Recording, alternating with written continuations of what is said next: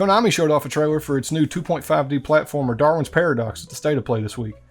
And while I hate platformers, this one looked great, so I decided to check out the demo. In this game, you play as Darwin, an octopus who was thrown into a mysterious industrial complex full of all the trappings of a 2.5D platforming game. This game is extremely charming. From the very beginning, it gives Darwin a lot of personality. He's crawling around this facility where people are freaking out, and he steps on the big red button on accident, and boom, just like that, he's out into the world where he gets to meet another character that the website highlights, which is Stephen the Seagull.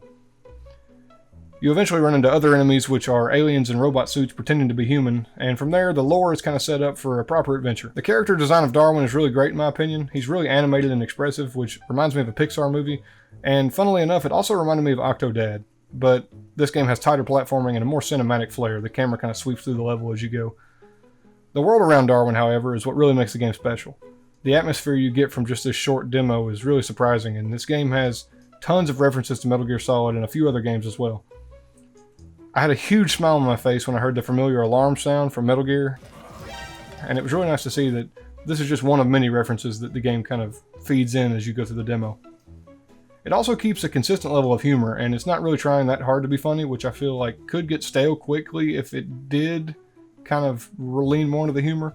But throughout the demo, it just leaves you with small moments that keep you smiling.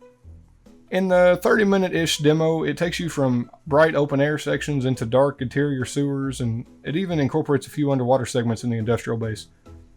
The background environments did a really great job of storytelling, and the environments were always interesting to move around in. The art style really holds up across all these sections, and it never felt out of place.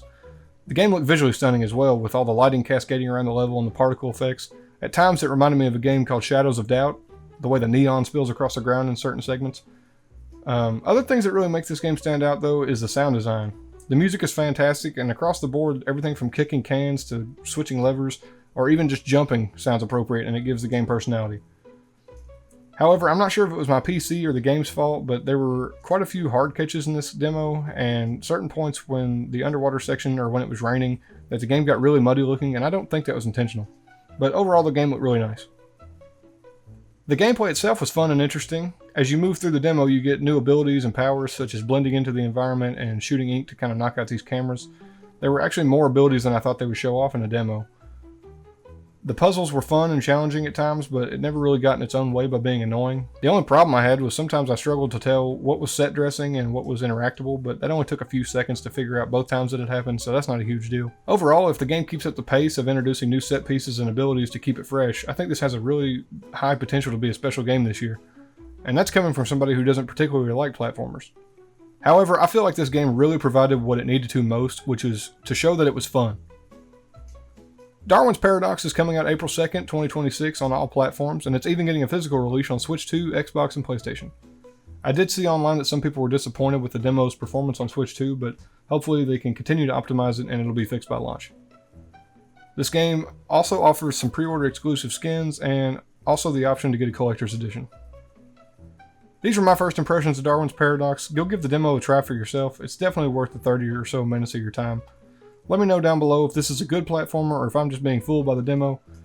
And if you like this video and you want to see more, let me know down below. Hit the like button and subscribe. But until next time, thank you for watching.